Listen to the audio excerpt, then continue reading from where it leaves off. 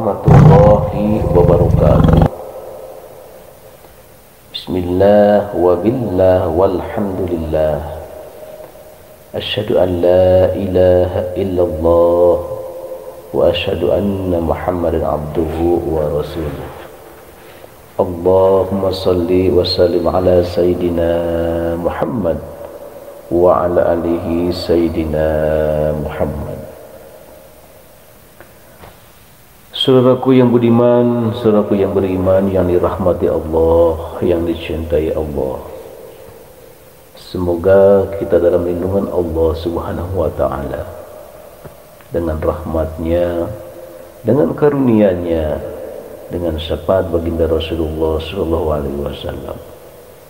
Karena itulah yang bisa menyelamatkan kita, dan itulah bisa menselamatkan dari segala ujian lahir dan batin, selamat dunia baik selamat akhirat, melainkan hanya rahmat Allah dan syafaat baginda Rasulullah sallallahu alaihi wasallam. Saudaraku yang beriman, saudaraku yang beriman yang dirahmati Allah Subhanahu wa taala, jikalau mana kita lagi jaya dalam kehidupan, di waktu-waktu tertentu kita akan mendapatkan salah satu teguran, baik ujian lahir, ujian batin. Bukankah kita salah satu pejuang dalam kehidupan, baik pejuang rupiah maupun pejuang bagi abdi negara, maupun pejuang salah satu mempertahankan keimanan kita.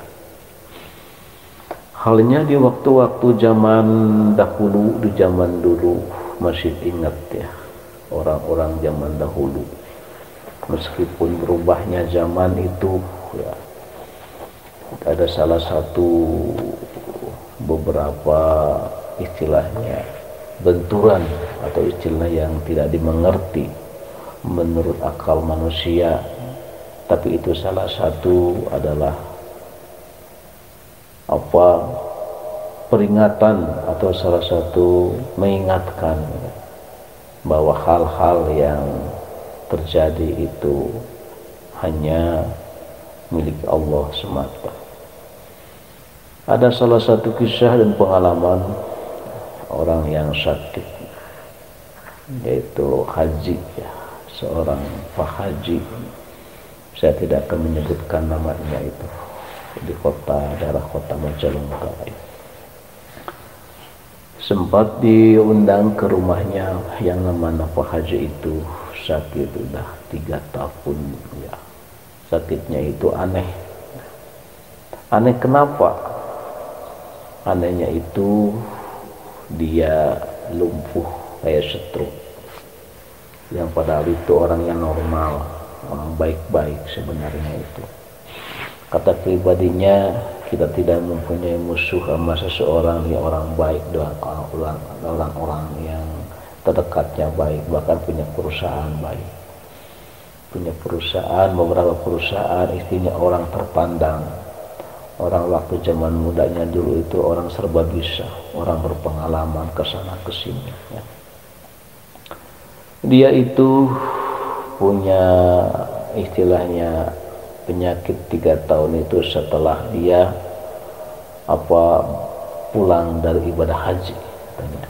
Pulang dari ibadah haji, penyakit kayak gitu. Ya, alaman itu dia itu bukan husnudon terhadap diri, usudon terhadap Allah, tapi suuzon, berburuk sangka terhadap orang-orang di sekitarnya. Pikirannya dia itu ada kena sihir, pikirannya ada orang yang sangat ada menghancurkan dia. Tapi setelah diperiksa ya, ada salah satu ganjalan yang mengganjal dalam pribadi saya. Karena ini di sisi lain diperiksa tidak ada unsur-unsur istilahnya orang-orang yang zalim, baik sihir, baik urusan masalah santet menyantet. Di benang pikiran saya ada apakah, ada dosa apakah ya, setelah melaksanakan ibadah haji itu kok mendadak pulangnya. Setelah itu langsung sakit dan menjadi lumpuh stroke semua. Dia berpikir atau seuzon apakah dia ibadah hajinya itu dengan harta yang tidak halal, berpikir dengan perjalanannya harta itu mengumpulkannya dengan bukan hal jalan yang benar, yang ditakutkan harta-harta subhat, harta-harta lentenir, atau harta yang tidak diridhai Allah Subhanahu wa taala sehingga membuat menjadi begitu. Tapi tidak mungkin berpikirnya pribadi saya, karena yang nama Pak Haji ini pertama orang mengerti agama, yang kedua banyak perusahaan, ya. Yang ketiga dari orang terpandang di kampungnya itu, ya. Saya berpikir dan bertanya kepada Allah, apa penyebabnya? Ini rahasia di balik rahasia dalam kehidupannya dia itu. Bahkan dia itu mengakui dirinya itu tidak mempunyai musuh, tidak punya rasa bersalah terhadap sesama. Tetapi kok ternyata sepulangnya dari tanah suci, kenapa menjadi mendapatkan salah satu teguran dari Allah, tidak bisa berjalan. Udah hampir 3 tahun. Di situ dengan izin Allah, emang kita tidak tahu apa-apa, tidak menahu, tidak mempunyai ilmu, dan cuman kita selalu berdoa meminta kepada Allah, minta ilham alam ilaha. Artinya kita minta petunjuk dari Allah langsung terhadap akal atau lisan atau hati nurani pribadi saya. Di seketika itu saya bertanya, Pak Haji, barangkali Pak Haji punya salah satu benda-benda pusaka, menyimpan benda pusaka zaman dahulu di rumahnya itu. Barangkali saya pengen tahu, coba minta dikeluarin semuanya. Yang kedua, Pak Haji jangan bohong. Dia kelihatannya merenung, kelihatan kayak orang bingung, ya. Mungkin dalam hatinya tercengang atau kayak gimana, ya. Saya berkata begitu, kayak ada yang disembunyiin, kayak gak mau dikatain gitu. Pokoknya kalau Pak Haji pengen sembuh, berkata yang jujur, pengen matinya husnul khotimah, berkata yang benar, jangan bohong. Karena Pak Haji itu udah haji. Jangan ganjaran haji itu dinodai dengan kebohongan Pak Haji yang tidak ada manfaatnya. Dia dengan meneteskan air mata, dia itu seketika merasa mungkin wallahu a'lam atau hidayah atau kayak gimana, atau rasa terpukul. Iya, rasanya pusaka banyak, bukan satu. Di kamar coba disuruh ambil, coba ambilnya semua ke sini, dia nyuruh anaknya. Ternyata benar satu koper besar itu berisinya itu, dibuka itu, masya Allah, benda pusaka zaman dulu, dari mulai bangsa keris, panjang, pendek, semacam batu-batu alis, semacam apa di situ ada benda pusaka itu. Ya, sampai ke istilahnya kulit-kulit apa di situ apa. Oh ini Pak Haji, ya. Kata dia, waktu dulu saya masih muda, memang saya pimpinan orang ahli bela diri, ahli debus kesenian di sini, gitu. Jadi banyak-banyak benda pusaka kayak gitu. Dulu setiap saya urusan bisnis apa aja, istilahnya itu kata Pak Haji, nggak pernah gagal, nggak pernah meleset, jadi terus jaya terus. Di seketika benda pusaka ini, nggak pernah sakit, nggak pernah apa, ya, kena pusaka ini. Ya. Jadi dia itu meyakini terhadap pusaka itu. Ya.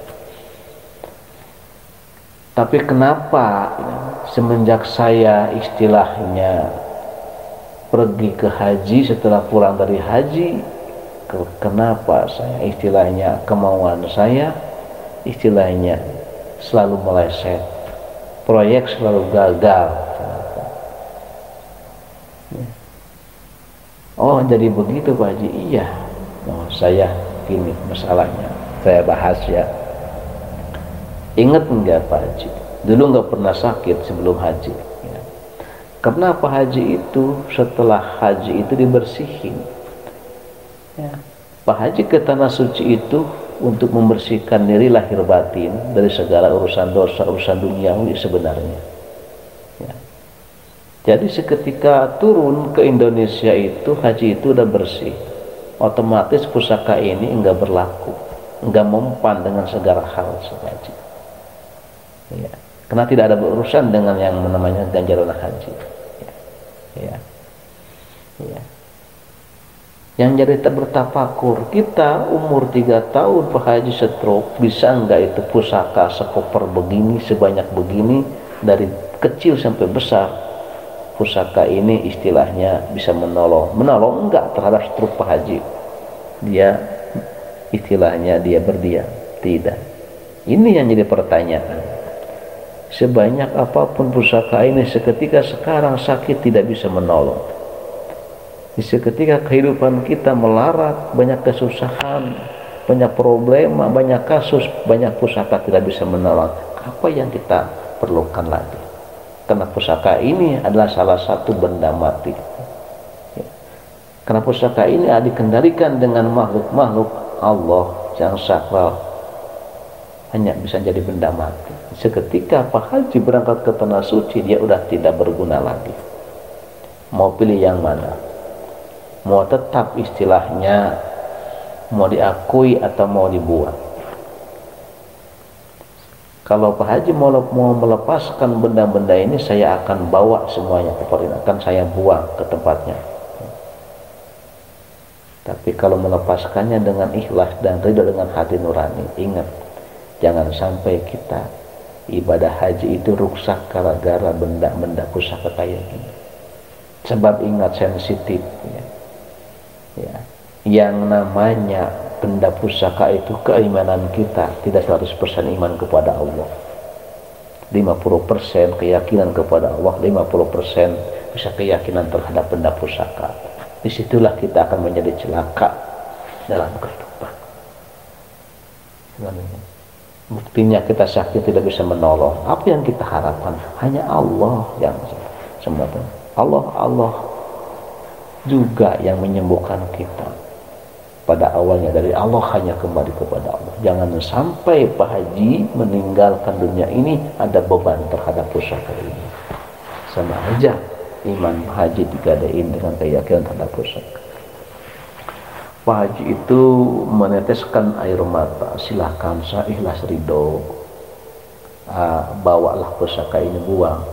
Insya Allah saya tidak akan ada sangkutan lagi dengan yang namanya pusaka ini. Karena saya nggak mau ganjaran haji saya tidak ada dan dosa. Saya pengen mau kalau saya meninggal tidak membawa beban apa-apa. Ya, alhamdulillah. Jadi seketika itu saya pusakanya dibawa, semuanya dibawa. Pada akhirnya setelah itu Allah ngasih salah satu keajaiban, meskipun tidak lama. Dia sempat sembuh, kalau nggak salah 1 bulan. Dia bisa berdiri dan berjalan meskipun tidak normal. Dia bisa duduk meskipun tidak sempurna. Berjalan tidak sempurna, yang penting dia sudah merasakan salah satu kenikmatan dari sekian tahun itu. Dan itu rencana Allah, kita tidak tahu. Allah yang Maha Kuasa, Allah yang Maha segala-galanya. Sampai di situ usianya dia meninggal. Tapi alhamdulillah meninggalnya itu istilahnya tidak ada sangkut pautan dengan yang namanya benda-benda yang dulu yang dibanggakan sebelum ibadah haji yang di waktu muda itu. Ya, alhamdulillah. Hadirin yang dimuliakan Allah, hadirin yang dirahmati Allah, yang beriman, yang beriman. Semoga dan mudah-mudahan kita dilindungi Allah Subhanahu wa taala. Sebesar apapun nilainya, sebanyak apapun ya, nilainya, sekuat apapun khasiatnya, yang namanya benda ciptaan Allah tetap yang lebih mulia, yang lebih unggul hanya kepada Allah Subhanahu wa taala. Ingat, jangan salah satu keimanan kita bercabang karena benda-benda yang tidak karuan. Hadirin yang beriman, semoga ada manfaatnya. Kisah sedikitnya mudah-mudahan menjadi wasilah dan cermin bagi kehidupan bagi kita semua. Sekian dan terima kasih. Wassalamualaikum warahmatullahi wabarakatuh.